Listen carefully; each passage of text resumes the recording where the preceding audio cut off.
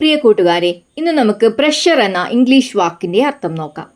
Pressure എന്ന വാക്കിൻ്റെ അർത്ഥം സമ്മർദ്ദം, മർദ്ദം, ഭാരം, ശാരീരികമായോ മാനസികമായോ ഉള്ള ഭാരം അല്ലെങ്കിൽ സമ്മർദ്ദം. ഒരു ഉദാഹരണം പറയാം. He is under a lot of pressure at work. ഇതിൻ്റെ അർത്ഥം ജോലിയിൽ അദ്ദേഹത്തിന് വളരെ സമ്മർദ്ദമുണ്ട്. മറ്റൊരു ഉദാഹരണം പറയാം. The pressure cooker save a lot of cooking time. ഇതിൻ്റെ അർത്ഥം പ്രഷർ കുക്കർ പാചക സമയം വളരെയേറെ ലാഭിക്കുന്നു. കൂട്ടുകാരെ, ഒരിക്കൽ കൂടി പറയാം. പ്രഷർ എന്ന വാക്കിൻ്റെ അർത്ഥം സമ്മർദ്ദം, മർദ്ദം, ഭാരം, ശാരീരികമായോ മാനസികമായോ ഉള്ള ഭാരം അല്ലെങ്കിൽ സമ്മർദ്ദം.